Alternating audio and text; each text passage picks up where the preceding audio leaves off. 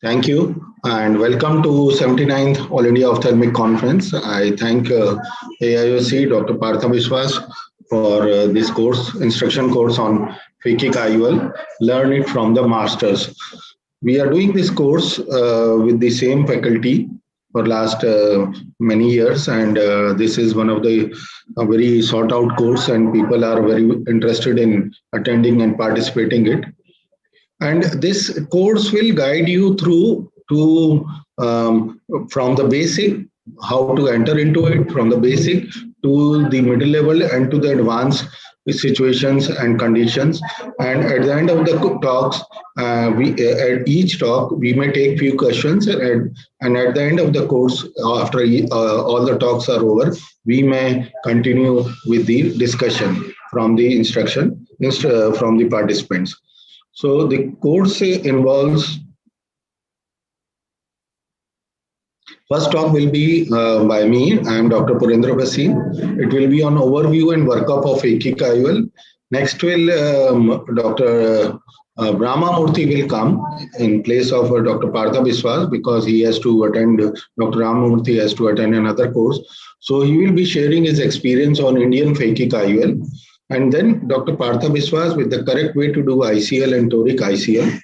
And then we have interesting Bhishma Pitame, Dr. Sudhan Bharti. He's already joined us. He will be sharing his experience on ICL in complex situation. Then finally, we'll be having a talk on managing complication and challenging situations of Phakic IUL. Dr. Sri Ganesh is unable to attend the conference per se, All India conference this time. So his talk will be taken by me, and some of the cases will be shared by Dr. Ramamurthy also. So with this, I come to the first talk on overview and workup of Phakic IUL. Thank you. I don't have any financial interest in any of the products shown in this. Phakic IUL is an intraocular lens which is placed inside the eye in front of patient's natural lens to correct the refractive error. And these are available in three types as per their presence of the site at which they are placed. It could be angle supported when they are placed in the angle of the anterior chamber. It could be iris fixed, maybe anterior or maybe anterior to the iris, Phakic IUL, and another the posterior chamber Phakic IULs, which are very popular now. And I will be, or our course is focused on this kind of lenses only. There is a long history. There has been long thirst for the correcting the refractive error in a permanent way since 1953, when Strampelli and Barreker and many others came out with many lens design at various places in the eye. But because of the poor quality of imaging and poor understanding of the eye and its structure and the poor quality of lenses available, we could not do it. These are the iris fixed very size lens, which was at one time they were very popular, and we have also done. This is our case which we did earlier, and it has shown a disenclavation, means one haptic has been dislodged, and this has it came out in very inflexible model also. Then in year 2006 or so, Akrishov came out with the Cachet Phakic lens, which was anterior chamber foldable lens. But all these things didn't work because of the complications related to the cornea, to the iris, to the uveitis, development of glaucoma, and retinal pathologies. The one which is now most popular and most prominent and most sought out and most widely practiced is the posterior chamber Phakic IUL, which we are going to share now. And this is the model or the first prototype which was developed in 1986 by Fedorov. He designs the first posterior chamber Phakic IUL from silicon in the collar button shape or a mushroom shape. So this, but it lost its glory at that time because of the reasons, various reasons. And now it has come up, and ICL or the Star company is the one who has done a lot of research on this and who has worked very hard and come out with various shapes, models, and now the present one is widely acceptable all over the world. The advantages of posterior chamber phakic lens is it, it stays behind the iris, it is far from the endothelium, there is excellent cosmesis invisible to the eye, it remains close to the nodal point of the eye, and there is a gain in retinal size image as compared to other available phakic lenses, and there is greater effective optical zone because it is close to the nodal point and it is as compared to the corneal plane. So we get a greater effective optical zone. So the chances of glare, halo, and other issues are minimized or very less in this particular type of posterior chamber phakic lens. Then sulcus located IOLs, it's a stable location, allows for toric design with same platform, that there is a less chance of rotation of the lens, and easily removable or exchangeable. Various videos we will be showing here when we require to exchange or the lenses or expand the lenses, how easily they can be done. And there is no fixations into the tissues unlike other lenses because of the lens material type. It doesn't, there is minimal fibrosis or hardly any or no fibrosis at all, and does not alter the shape or remove the tissue unlike the corneal based procedures which permanently decreases the thickness of the cornea. So the present one, which is the ICL or implantable Collamer lens, is made up of Collamer material. There is a central vault. As you can see, there is an anterior curvature which is present in the central part of the lens, and peripherally they are at a different plane. So there is a central vault, central elevation, and this makes the IOL, keeps the IOL away from the lens. This comes in a foldable variation, so a model, so we can implant it with a small incision surgery.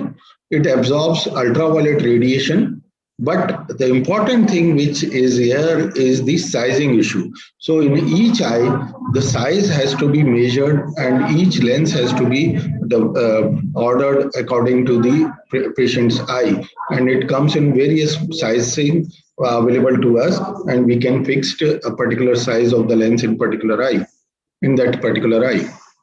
Advantages of IOL is that the material is very biocompatible. Collamer attracts a layer of fibronectin. As you can see, there are in the middle, in the right picture, there is a layer of fibronectin. So, and this is a Collamer material. So it repels all the proteins. That's why the fibronectin inhibits the deposition of other proteins, and the proteins are not deposited.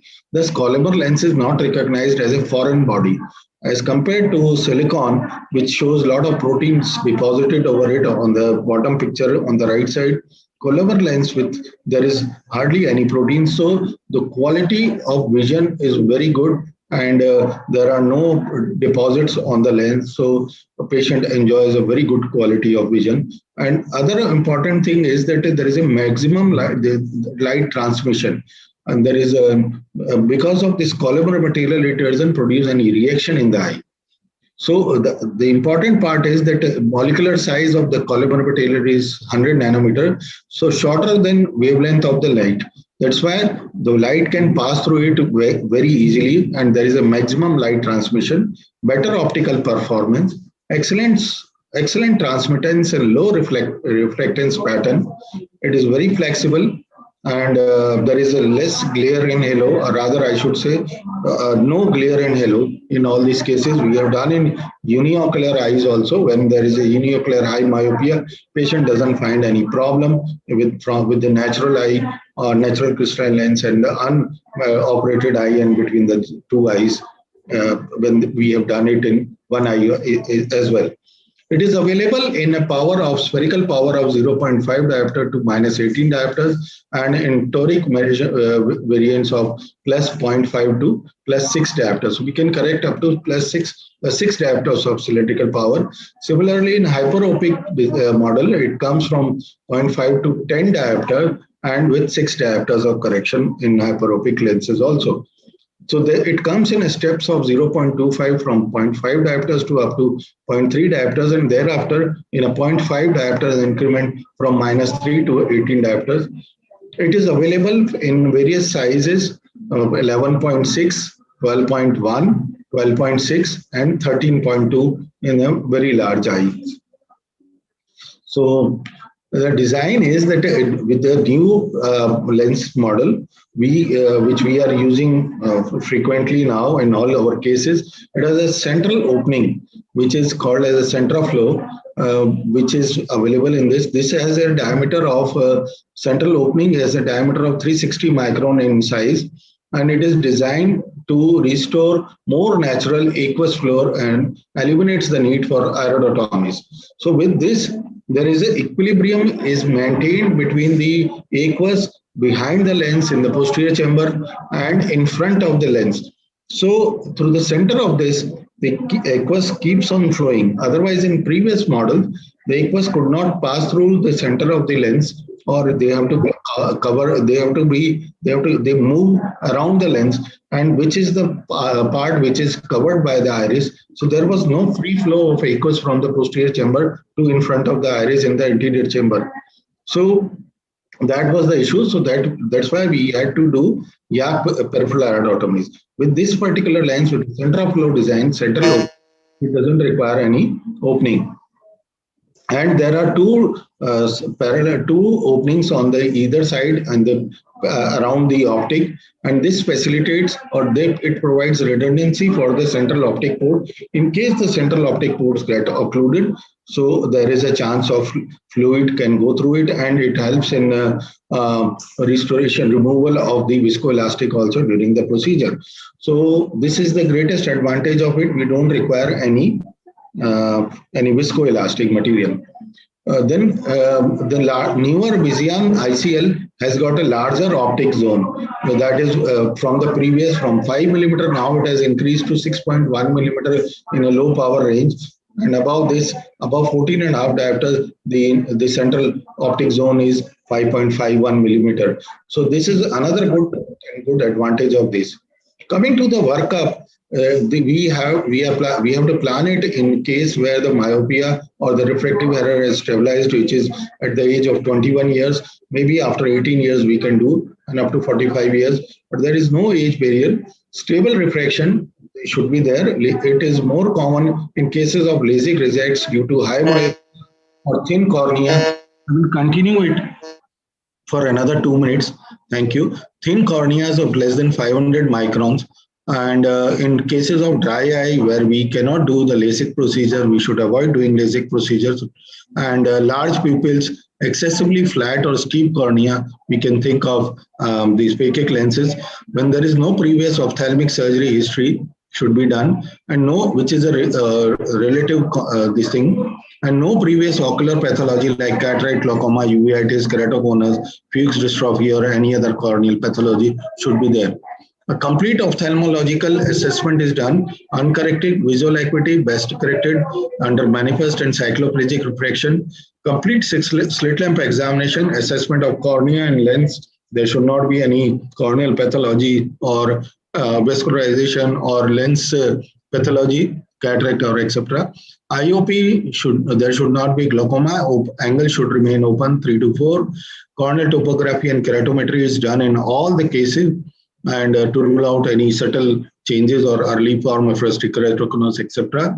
Endothelial cell count should be more than 2,000, and fundus examination, especially peripheral retina. The two most important things which has to be taken into consideration is the anterior chamber depth, which should be more than or equal to 2.80 millimeter, excluding the corneal thickness. This is internal corneal depth. And another important thing which has to be done, especially for these cases, is to measure the horizontal white to white distance. Coming to the anterior chamber depth, we measure the internal anterior chamber depth, which should be more than or equal to 2.8 millimeter, and this is what is recommended.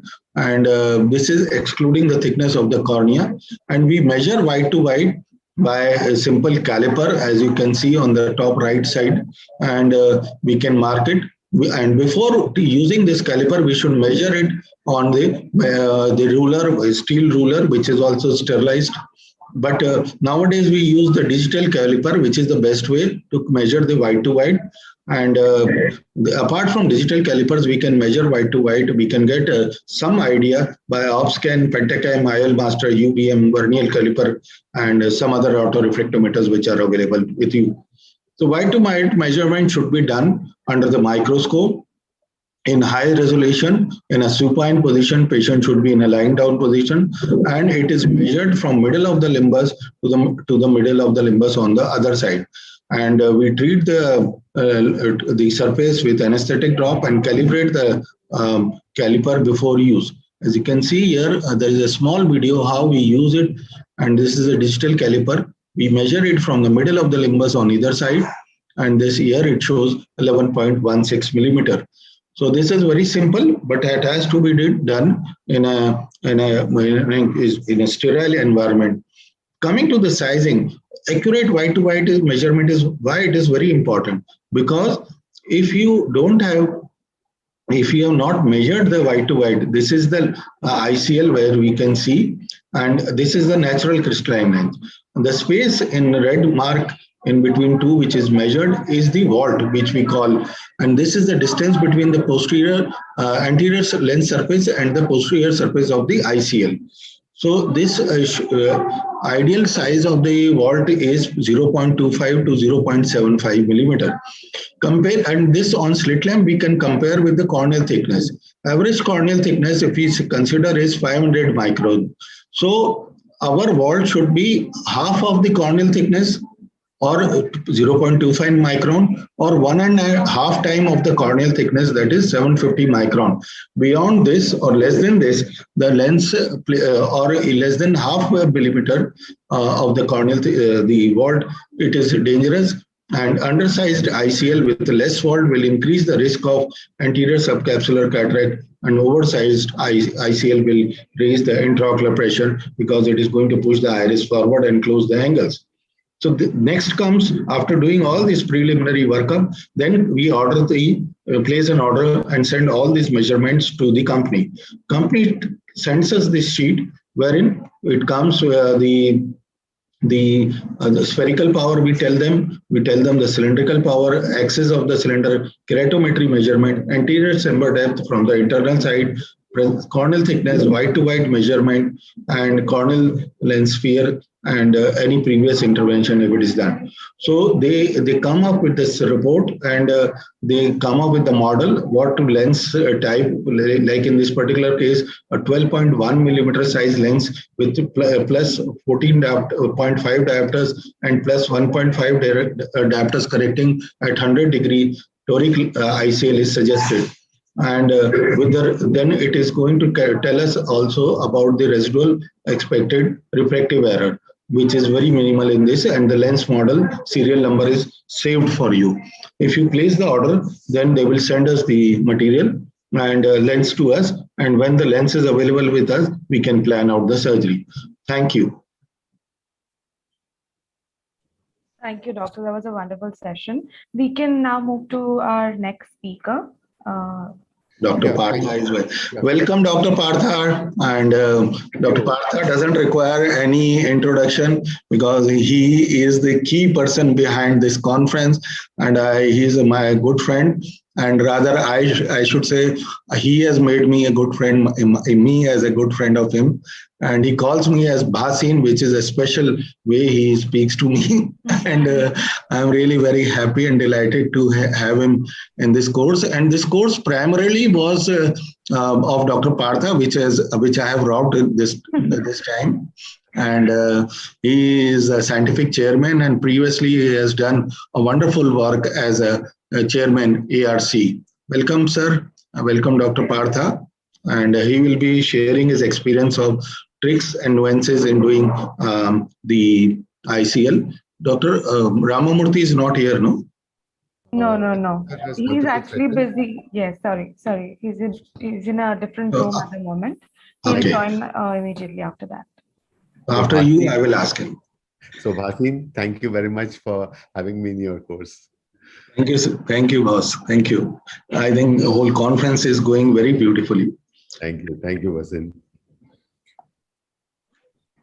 everybody is interested in having your vast experience on doing this ICL and toric ICL.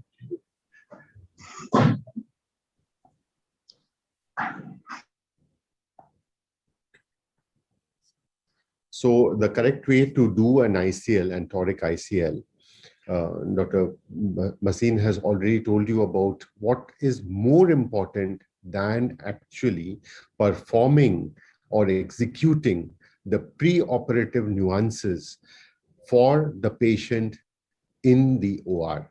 So I'm going to repeat it once again, because what is the most important part of doing a successful ICL, getting the successful outcomes, it is what Bhasin has already told us, and that is a pre-operative workup and all the important points that have to be noted, revalidated, checked, cross-checked and cross-checked before actually you go on to the correct way to do an ICL or a toric ICL.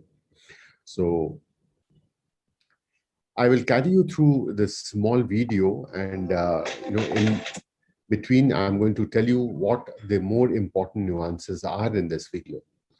So this is the simplest part of the whole technique once you have done a good preoperative and a good counseling. So here we are. So the loading of the ICL is the most important thing, and methyl cellulose needs to be placed in the cartridge, half with methyl cellulose and half with BSS. Now, do you see that little bubble? Now, that bubble is important. Now, I'm going to stop this video once in a while and tell you why this bubble is important. Because if this bubble goes into the anterior chamber along with it, then what you have is a deficient view of how the unfolding of the ICL is going to be. So remove all bubbles. At times, the methyl cellulose will come in with bubbles. You might have inadvertently put in a few bubbles. Please flush it out. Have it absolutely clean, pristine, methyl cellulose half and half with BSS. That was the first thing that we need to know. The second thing that is important is removing with this particular sponge the ICL that is housed in BSS. And let us remember, the company gives us just one ICL. There is no backup. If it falls off, we have had it. This patient will have to be cancelled before we procure another ICL. So it's very important that you remove this as gingerly as possible.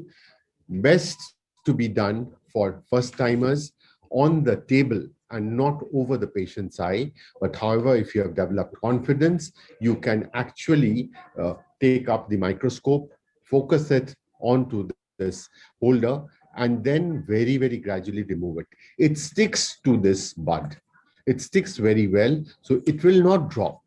But however, if you still have to be cautious, then you can have this all done at the on the table, and do not drop it by any chance. The next thing is this. This tucking in of the ICL is very important. So again, it has to be done very well. And let us remember, if the ICL is dry, then the next part of taking the ICL in will not be smooth. So the ICL should not dry off at any point of time. So you put it in the cartridge and then you very gently tuck it in. And once you tuck it in, you'll know that it is the up position which is right. The convex has to be on the upper side. Now, this part is called the Osdiur forceps, and this is a very special forceps supplied by the manufacturers. And when you are actually loading it into the cartridge, into the nozzle, you have to grasp the ICL from the front. And it is not the grasping that is important, which is very simple. But what is important is the previous day or in the previous occasion when this forceps was used, your OT technician should have cleaned it properly. If he has not cleaned it properly, today you're going to face trouble. Because if there is a little bit of methyl cellulose, if the grips are not working well, then it will not grasp well, and then it might slip out halfway. But whatever it is, you have to be very sure that it grasps well. And in one go, both the things have to be done. The pull, both with the forceps and gradually pulling out from the hand that is holding the cartridge. So both pull from this side and again pull from this side. So, and then it lodges in the correct position. So once it is there in the correct position, the most part is done. And then you will have to load it and lock it. So once loaded and locked, it should not again dehydrate, and thereby you must place it into a bowl of BSS where it stays hydrated. The next part, of course, is incision.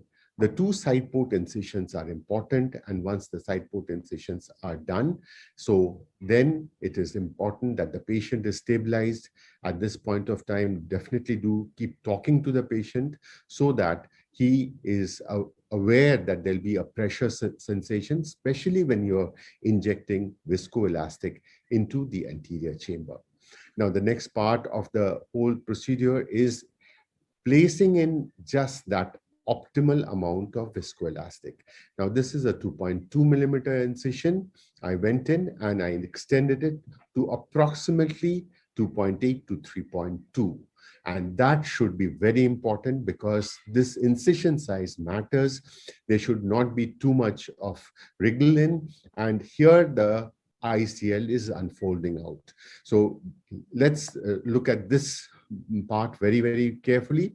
The nozzle has gone into the anterior chamber. Once into the anterior chamber, talk to the patient that please do not move, please do not jerk, because you have only one hand that is holding the cartridge. Let's remember this. Your only one hand, if the patient jerks at this point of time, the cartridge might lose its position. So just very, very carefully, nicely injecting, and you have to see that which side is going right. So this was the right side up, and it gradually went inside the anterior chamber.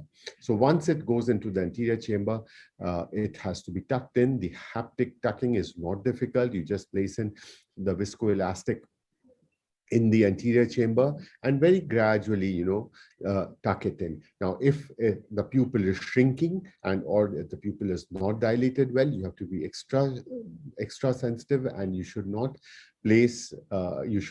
actually hurt the iris in any way.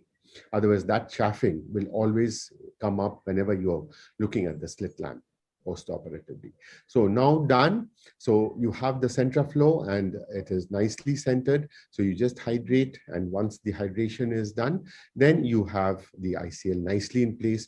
Remove all the viscoelastic that there is, and the removal is very important. The irrigation cannula should be placed so that it flushes out the whole of the viscoelastic. Now look at this. Now this photograph is important because it shows that as if there is a displacement towards the nasal, but that is not so, and that's because of the eccentric position of the pupil.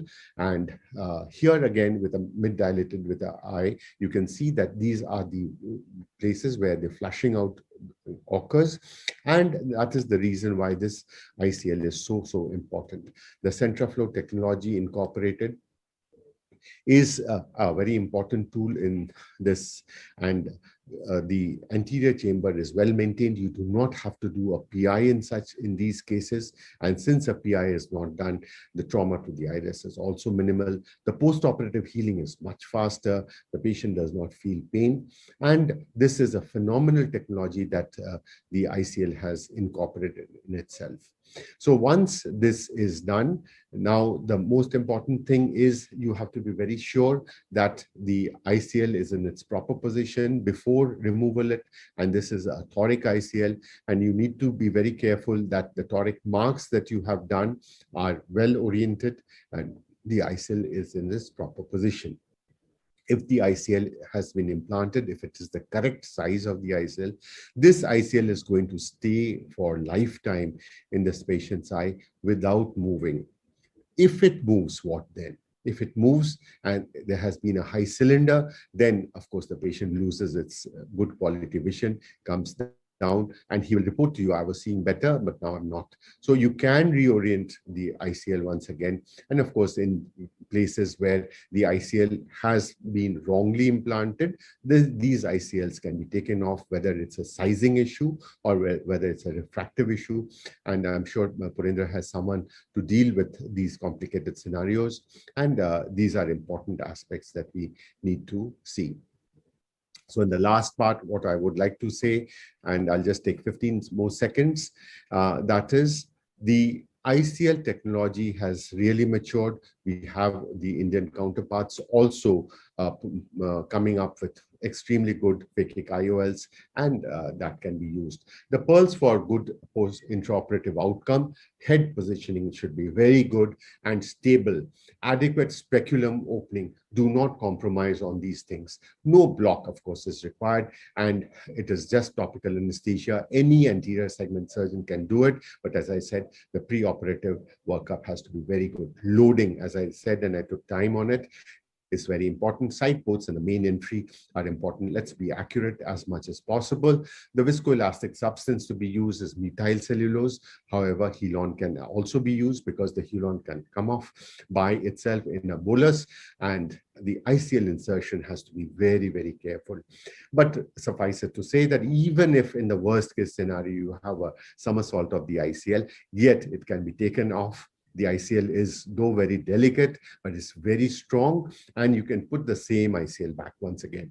Tucking in the haptics is important. Orienting the toric ICL is very important. Irrigation and aspiration, because post-operatively, you don't want the patient to be in pain. So everything has to be removed. All the viscoelastic needs to be removed, and a good hydration. Patient sees very, very well. Check the post-op cornea of the patient, the angle in the anterior chamber, the toric ICL position post-operatively. The vault is very, very important. And on day one itself, you can assess that the vault should be good and approximately 500 microns. The intraocular pressure is usually well maintained. Thank you very much for your patient hearing. Thank you, Dr. Partha, for the wonderful talk and immaculate, very nicely, very beautifully depicted all the steps of ICL. So I just want to ask one or two questions for the audience. So do you constrict the pupil at the end of the surgery, or do you use any measures, or is it recommended? No, Purendra, actually, at one point of time, I used to constrict all the pupils with pilocarpine, and especially with those patients in which, we had a little difficulty and a PI was being done, but that was ages ago nearly. So now with the V4C, we do not, constrict the pupil at all. What is the specific single pearl for the surgery? The single pearl is for all new surgeons. They should be very attentive to all the details that you have spoken. So the preoperative workup and a meticulous preoperative workup is the key for the surgery. How many cases, because one question is there in everybody's mind, in all the general ophthalmologists, the development of cataract. So you have tremendous experience, and you are doing for last, I think, 15 years or more than that, and ICL also. So what is your experience of development of significant or cataract which has to be operated in your cases? Yeah, sure. Yes, actually, we have had now cataracts in our very, very early cases. Some of them we have done, and some of our colleagues also have done.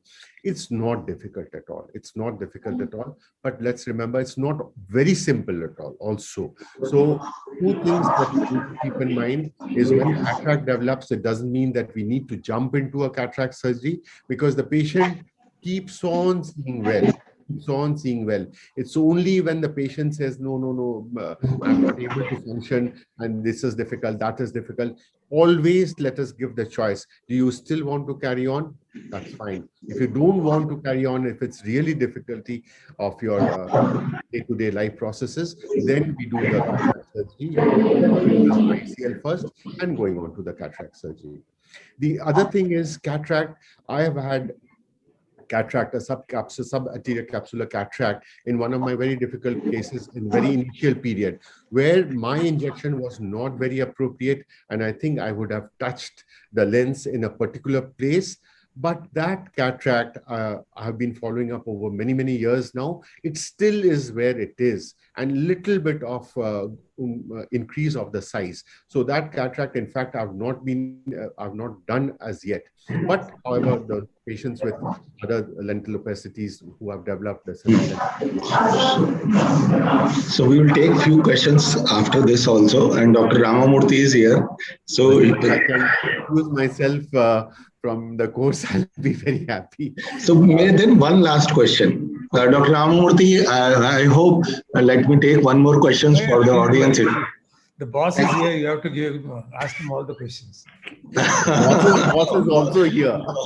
So we cannot leave the boss so early, you know. So it is difficult to get the bosses. One is you, like you. So I just want to ask one question. Will you recommend the ICL in a case of 2.5 diopters of myopia and 470, 460 microns thickness of the cornea? Yes, Purendra, I would recommend that. In fact, I think the least of myopia that I have done is approximately 2.5 only, 2.5 with a cylinder of approximately 1 diopters of cylinder. That's my lowest that I have done. And it works extremely well. Patient very convinced. And we do not want to do any of the surface procedures also for this patient. It works very, very well. Patient is very happy. And patient has to be motivated. So that is very good. And because this gives us the confidence to the doctors who are beginners. I have brought this issue over here. So any case of recurrent iritis or glaucoma in your series of cases, what you have done, I don't want that others' cases. I want your cases, because if the surgery is done meticulously, things are very nicely. A follow-up is very minimum post-operatively, but for the retina. Yes. So in my cases, the glaucoma or say a rise of intraocular pressure in our earlier cases used to be there for about a week and all. And that was the time when we were doing PIs and it was the B4B series. So, but now we don't have this problem at all. And we are otherwise. Any long-term glaucoma means it is persistent glaucoma. For persistent iridocyclitis, patient is coming to us regularly for not persistent kinds of cases that. With ICL, I have to vouch for this. I have really not had till now. I have not had one case of persistent uveitis, what you are saying, till now. Persistent glaucoma. I think this is what our experience also is. And in majority of the case, early, maybe there is a rise due to viscoelastic or due to something else, sizing issue, but not in a persistent case. Thank you. Thank you. Yes, sir. No, regarding your first question about how low you can go, Eric Martins of Belgium does only phakic IOLs, and there are in China there are quite a few. Korea and China also. Only doing phakic IOLs. They don't do any laser correction procedure at all. They think because of the fact that the quality of vision that you get with phakic IOLs is much better. Across the entire spectrum of refractive error, they say they only do phakic intraocular lenses. I don't subscribe to that view, but even for 1.5, 1.75 diopters, when not with a 470, I would still go ahead and do a PRK procedure. But then I have done for a patient who had about 440 microns and otherwise a pristine cornea. And I think glaucoma, the problem essentially occurs when you mess up on the sizing and you push the limits when it's less than 2.8 millimeter and you is trying to implant especially a thick lens. That's when maybe you'll end up with a problem. So, Purendra, can I take leave, Purendra? Thanks a lot, Dr. Partha, for giving your valuable time. I'm really very, very delighted. And I pray to God for the success for you as well as for the conference. Thank you for me. Thank you. Now, our next speaker is none other than Dr. Ramamurthy.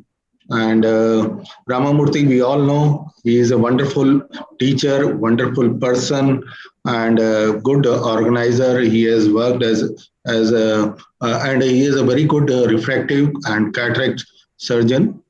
And I know him for last so many years, and he has worked as a president and as the chairman scientific committee of All India Ophthalmic Society, and he has so many these things centers and what you can see, and he will be sharing with us his experience, his tremendous, his enormous experience of Indian phakic IOL.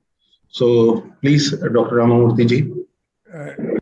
Thank you so much, Dr. Purendra. My screen is visible? Yeah. Visible. Thank you. Thank you so much. And so nice of you for this kind invitation and the very kind introduction. I'll be speaking about Indian phakic intraocular lenses, my experience.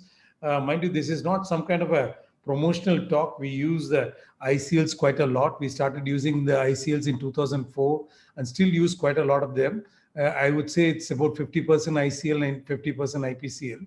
And I think as far as Indian phakic IOLs are concerned, it's not just IPCL. There are also ICREL lenses. There are lenses available from Apasami. But our own experience has been more with the IPCL. So I'm essentially going to be confined to that.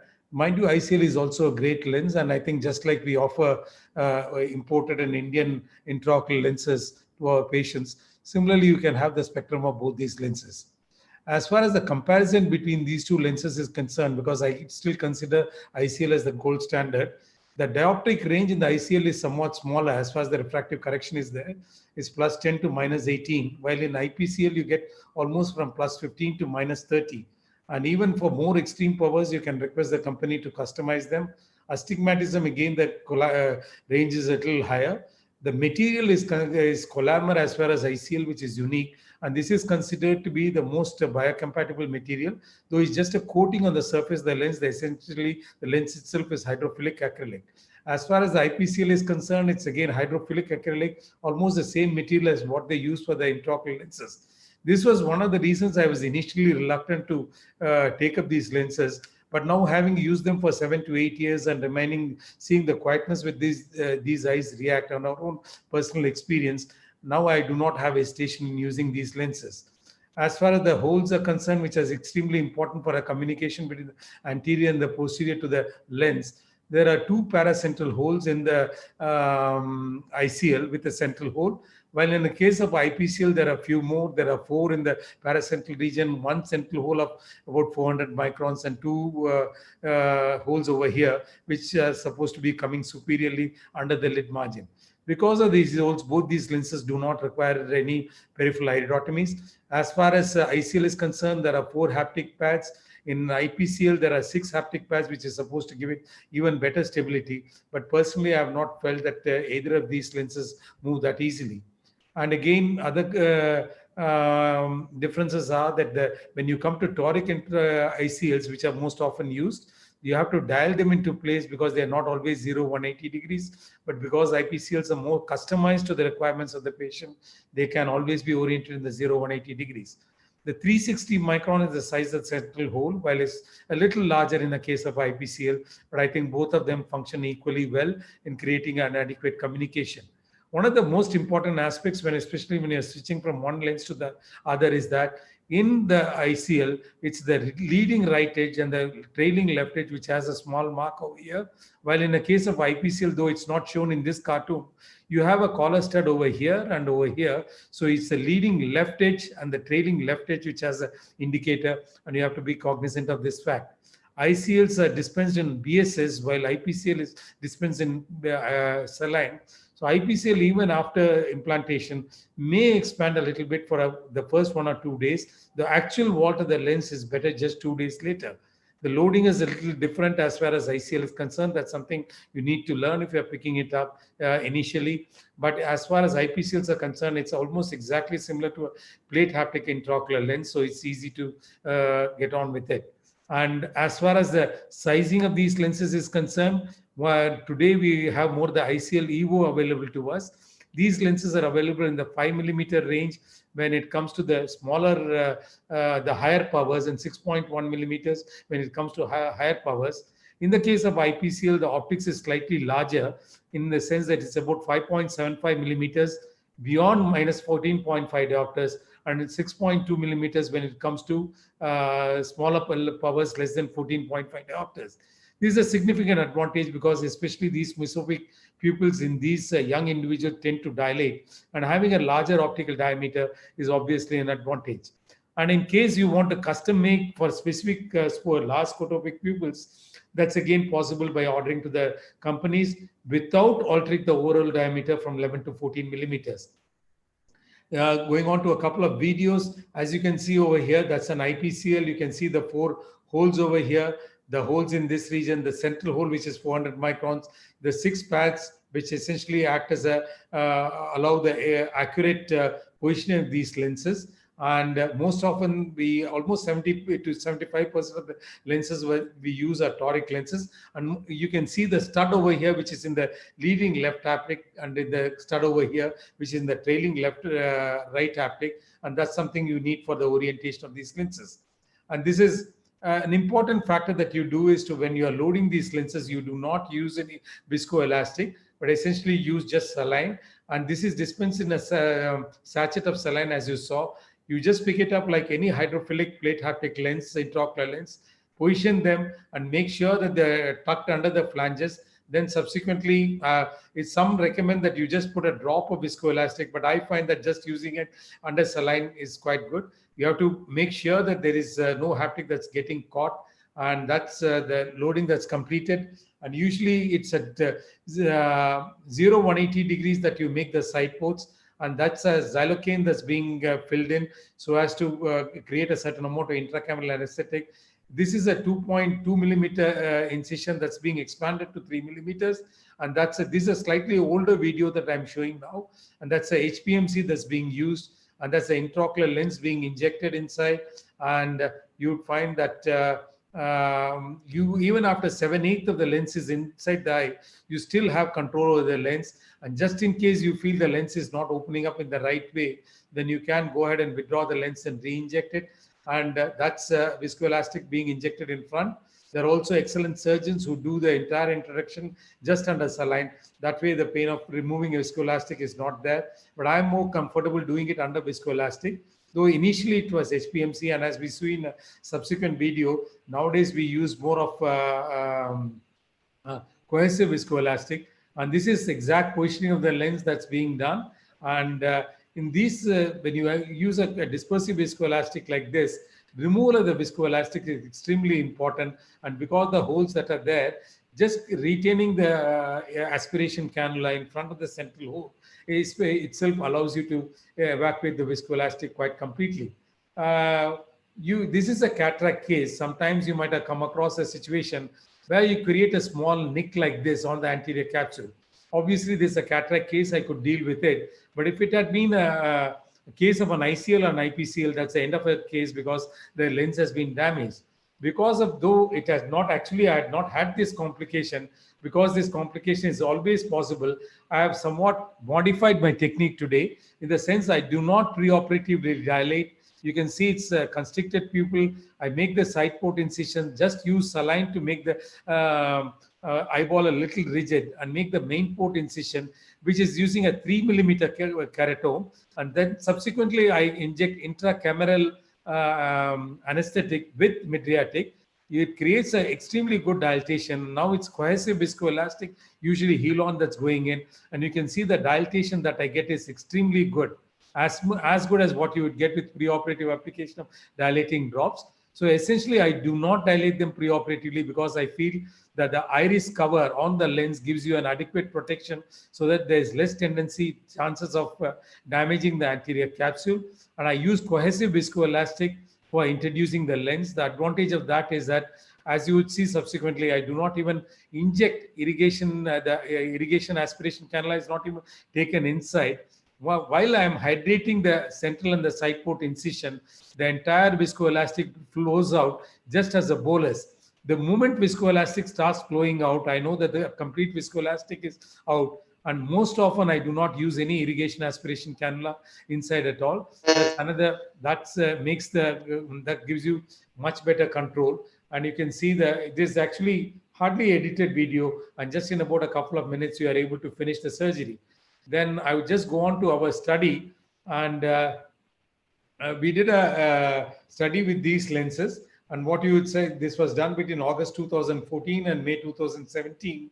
And 134 of them, say almost 80% of the lenses were toric IPCLs, where 20% were spherical. As you can see over here, most often the indication was myopia. A significant number of cases were keratoconus, where it was quite a stable keratoconus, either because of cross-linking or because the aging of the patient. Hyperopia was quite less. As far as the age distribution, like in any refractive surgery, 18 to 27 age group constituted 80% of our patients, and the sphere was up to minus 21 diopters with this IPCLs, the spherical equivalent, and even a higher powers is possible. The range of seeing up to 6 diopters. The spherical equivalent, as you can see, is. Can I take just about a minute more? Yeah, please go ahead, sir. Yeah, okay. The comparative data, as you can see, the excellent correction as far as the refractive outcome is concerned, not just at 6 weeks, but even at 6 months, you can see the mean sphere, the mean cylinder, the mean spherical equivalent was much less than 0.25 diopters, especially in this particular subset of cases that we have dealt with. And as you can see over here, the preoperative best corrected visual acuity to postoperative best corrected acuity at the end of 6 weeks, you can see that almost 90% of the patients, the uncorrected visual acuity was better than the preoperative best corrected visual acuity. In about 43 cases, that's because of the minification effect of the minus powered lenses is done away with. And that's something you experience with even after LASIK treatment. But because of the proximity to the nodal point, that's something you experience with the phakic intraocular lenses, even in higher grades. And this is the correct kind of correction that was maintained even subsequently at 6 months interval. And there were a few cases where there was about a -1 diopter. And as I'll dwell with in subsequent slides, this was more in the keratoconus cases. As far as the safety itself was concerned, it was just only in one patient there was a one-line drop in the visual acuity. In all other cases, the best corrected visual acuity postoperatively was at least equivalent, if not better, than the preoperative. As far as rotation was concerned, 8 eyes required repositioning, and it was in 6 eyes it was less than 10 degrees, and for 5 of these eyes which required repositioning were in the keratoconus group. These were some of the complications that we experienced, but all of them could be handled with. And IOL rotation is something that we do whenever we experience that the post-operative outcome is suboptimal. These are a couple of papers that we have published just with the IPCL 134 eyes, which says that it's a safe and effective treatment. And this is a comparison between ICL and IPCL, 119 eyes of IPCL and 203 eyes of ICL. And what we found was that the results were extremely good in both these categories. Thank you so much for your kind attention. Thank you, Dr. Ramamurthy, for sharing us your experience of Indian IOL phakic lenses. It was a wonderful talk and quite informative, and definitely our participants will gain a lot from the confidence which you have given to them. Now, I have 1 or 2 questions from you? Quick question. Do you find any difference between the 2 lenses? Any specific difference or? Frankly, now having gained enough experience with both the lenses, I frankly don't find much of a difference. The results are equally good with both the lenses. And how do you counsel the patient? How do you decide which patient should go for ICL and which for the IPCL? We very much counsel them like we do for our intraocular lenses. There have been most patients have done a web search. If they have an extreme power, they're more aware of ICL. So we frankly tell them that's a lens which has been available from 1988. We have a large experience. It's an extremely good lens. It's an imported lens. It is the original, and but it's an expensive option. And then we have this IPCL with which we have been using about 6-7 years. We are quite comfortable with it. It again is widely used in Indian circumstances. And if you're cost conscious, you will not be doing anything wrong by opting for this scenario also. So what I find is this, we are quite frank with them that it is an Indian lens, it's an imported lens with a longer track record. If some patients are extremely aware, then I even tell them the primary difference between these two lenses is a material that is made up of polymer, which may be having an advantage as far as biocompatibility is concerned, while this is more material which is used for intraocular lenses. Otherwise, I personally am quite comfortable with both. So I find that more and more patients, especially with bilateral toric implants, it works out quite expensive. In our case, it is almost the cost of a smile when they go for a toric IPCL. So it's more affordable. While if they opt for a toric ICL, it becomes a little more expensive. I essentially cost which determines. Thank you. And last question, any pearl for the attendees from your side? How should they start to begin with, or when they enter into this refractive lens refractive surgery? Yeah, I think you should, though you'd end up doing a lot of toric lenses ultimately, simply because even if you leave behind -1, -0.75 diopters uncorrected, these patients are somewhat unhappy.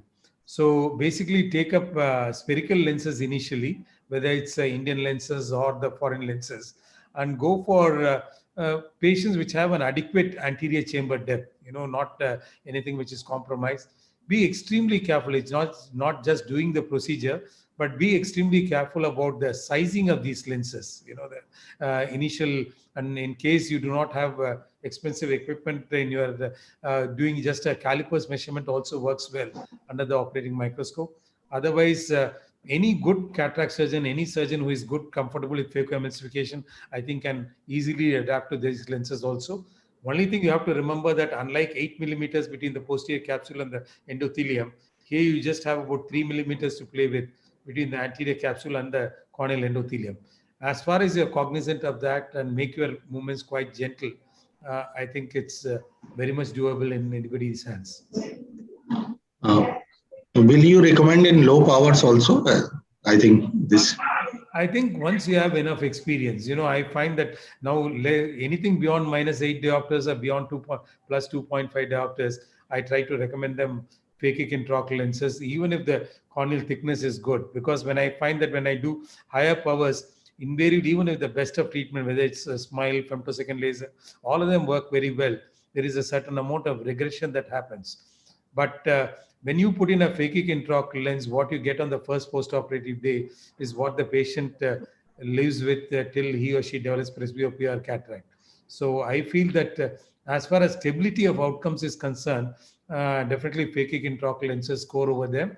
Again, any patient who is very conscious of quality of vision, has a large mesopic pupil, then again, even in 5-6 diopters, I would tell them there is an option available, because even with the all the topo-guided treatment and other things, Contura that we have, here you leave the cornea absolutely untouched, and that's a great advantage.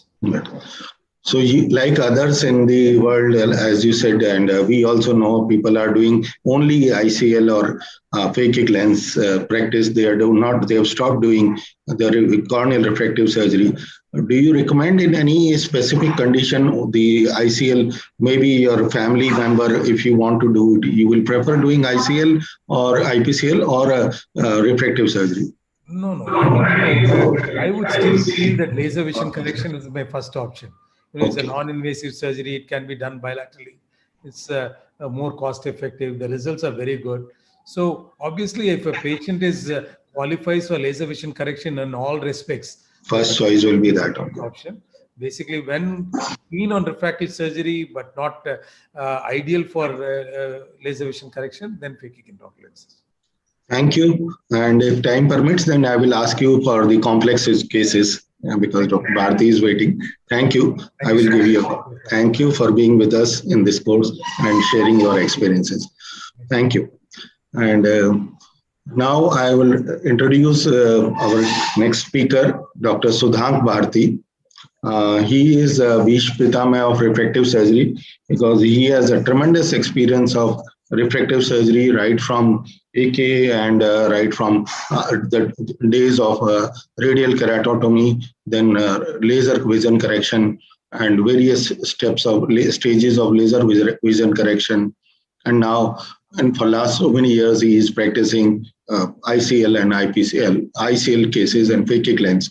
And I welcome you, Dr. Bharti sir, and and we look forward for the talk on your experience of sharing your experience of phakic lenses. Thank you. Thank you for this opportunity for sharing my experience on ICL and what happened by when I share my screen, it goes to here. I don't know. Yeah. Dr. Bharti is a prominent cataract and refractive surgeon placed in Delhi, and he has got hospitals at 2 places in New Delhi. Can you see my screen? ICL in status? Not yet. Not yet. Not.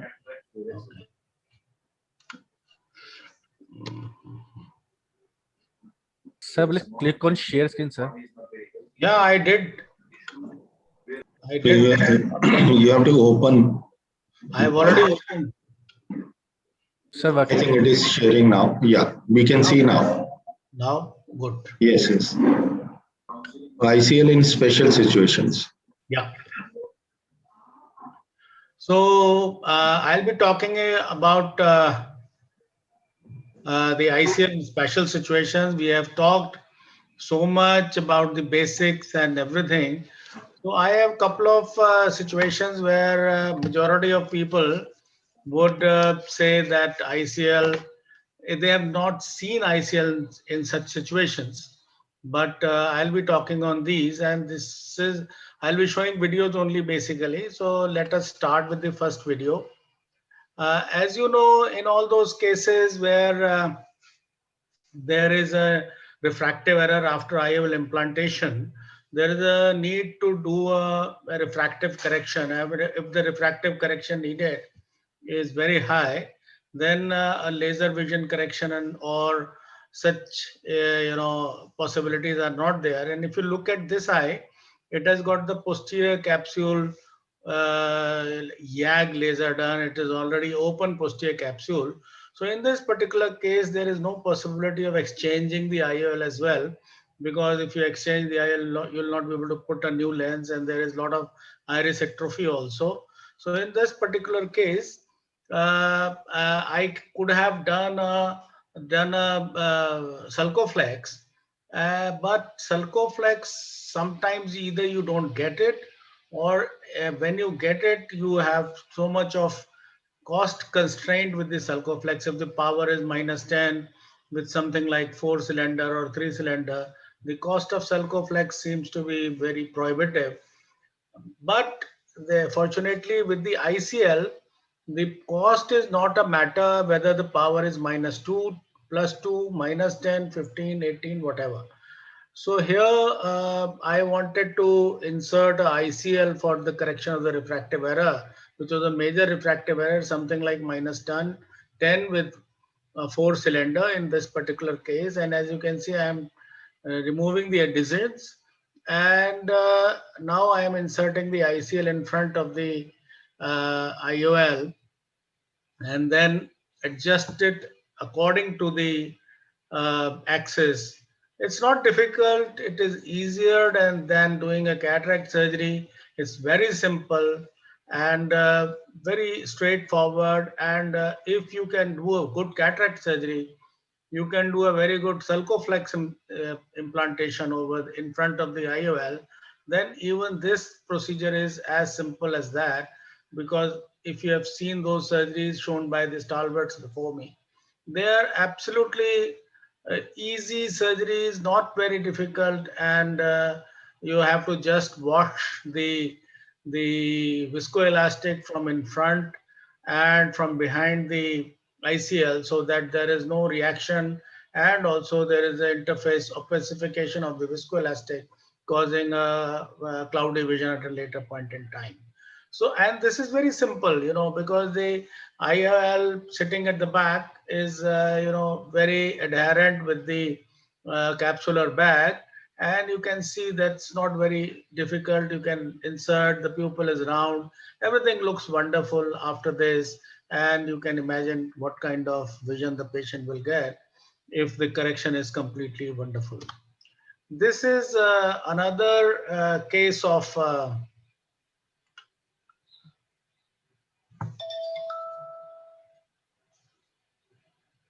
so this is a case where I have already performed Intacs implantation before. And as you can see, Intacs does give a situation where there is a reduction in the the refractive error, but it does not cause the complete correction of myopia or whatever refractive error. And we now have possibility of correcting every kind of refractive error, whether it's a spherical error of or a cylindrical power. So we can implant ICL over the lens, and majority of these cases where there's a keratoconus, and for that which you have already done Intacs, the AC is pretty deep, so there is absolutely no problem in doing ICL implantation in all these cases. And as you can see, it's very simple procedure.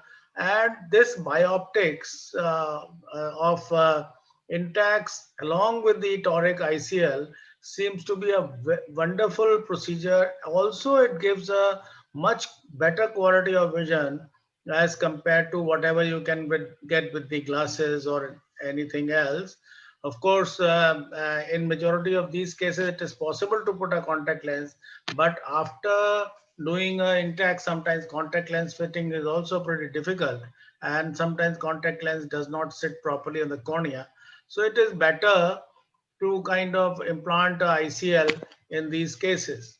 And there's another interesting case where I have lost the video, but I have the pictures. So these are the two pictures of, this is a case of Marfan syndrome where there is lens coloboma. And as you can see, this particular patient is a Marfan syndrome. So myopia was to the tune of about 18 diopters with 4 to 5 diopters of astigmatism in this particular case.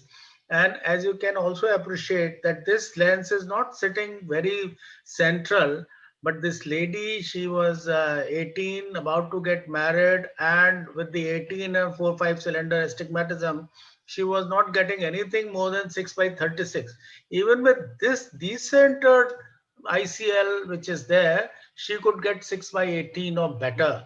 This is amazing result with the optics of the ICL, which is sitting inside the eye, and gives you a wonderful possibility of vision in all these cases, which are very high map. This is the other eye, and as you can see here, it is the coloboma of the lens, the crystalline lens, and the ICL is sitting very well, very stable, despite the fact that this ICL is sitting only on the zonules in both the eyes.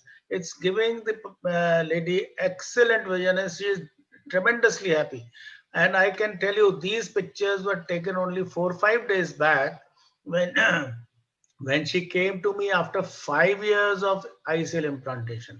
So this is something which I can, vouch that these ICLs are most inert material and devices which can give absolutely wonderful vision. And thank you very much. Thank you, Dr. Bharti, for sharing your experience. And definitely, this can be utilized in cases of residual refractive error, high residual refractive error. IPCL or ICL Indian lenses can also be used to address the condition of residual refractive error post IOL surgery. And can you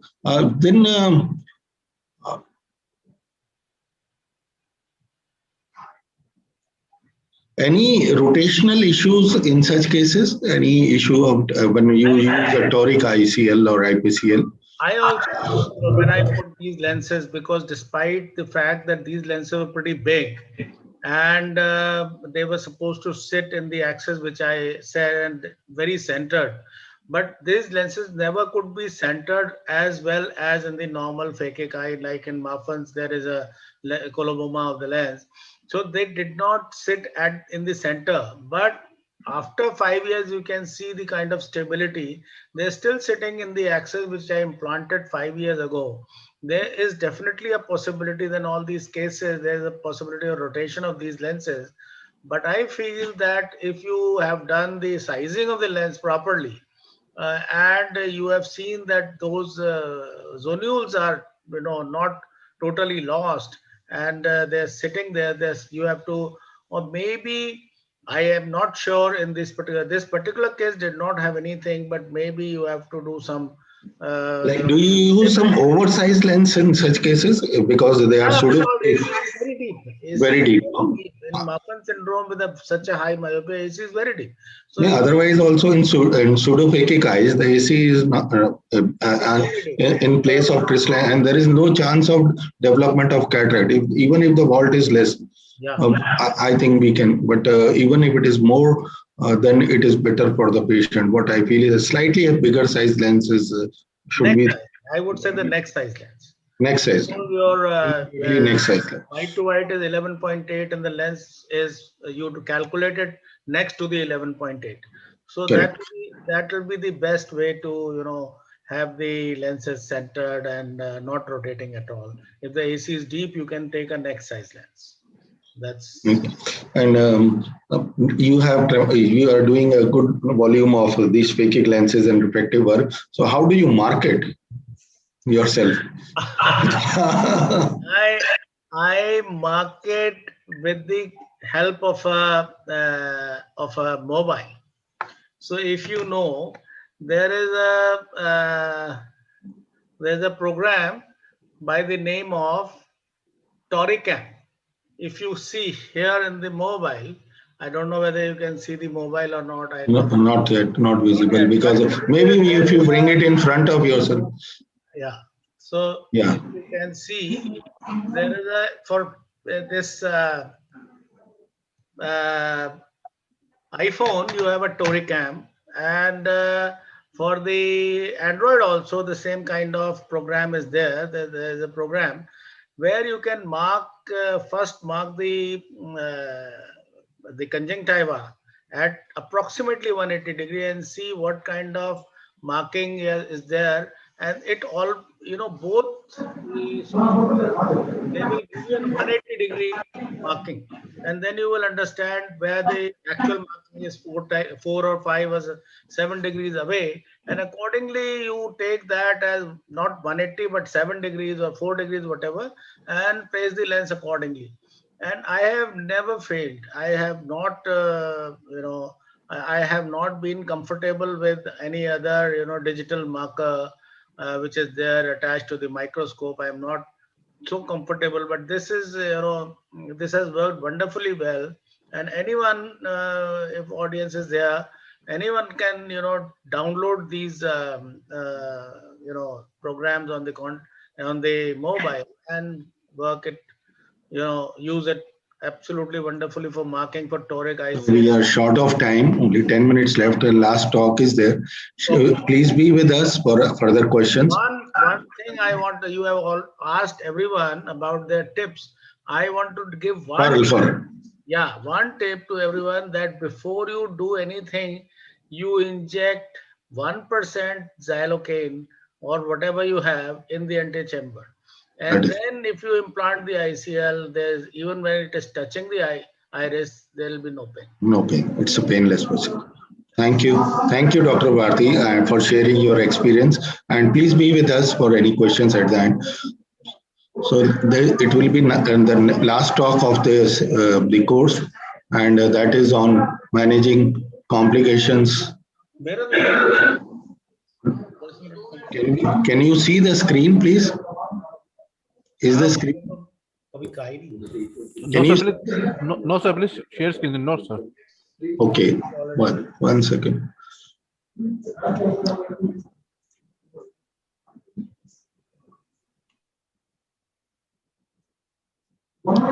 Can you see now? Yes, sir. Better, sir. Thank you. So, managing complications and challenging situations of phakic IOL. I don't have any financial interest. ICL technique has been beautifully depicted by Dr. Partha Vishwas. Sometimes during the procedure, you come across with some unfolding issues. As you can see in the picture on the left, the ICL, when you are unfolding, it's not going proper. And we have to open it on the surface. And sometimes the part of the haptic, as you can see, the patient has squeezed the eye, the lens is folded yet, and it is not completely unfolded because the haptics are still in the incision. So what we do is we can push some viscoelastic inside, wait for a while. Slowly, as you can see here, the lens starts opening up. Or you can go through the side port, and something like the same is happened in this case on the right side also. The lens is being opened up, and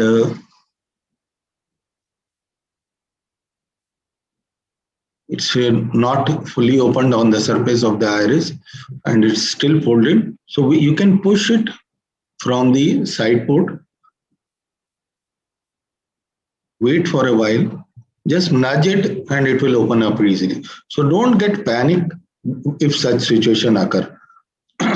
And in certain situation where the lens open up outside the eye, so nothing to be like in this particular case, the patient squeezed the eye, moved the head, and the lens, which is slightly, partly out of the haptic, you just open it, and in the vial in which it comes, wash it through with the BSS and reload it on the same cartridge and same injector system and place it inside, as you can see here.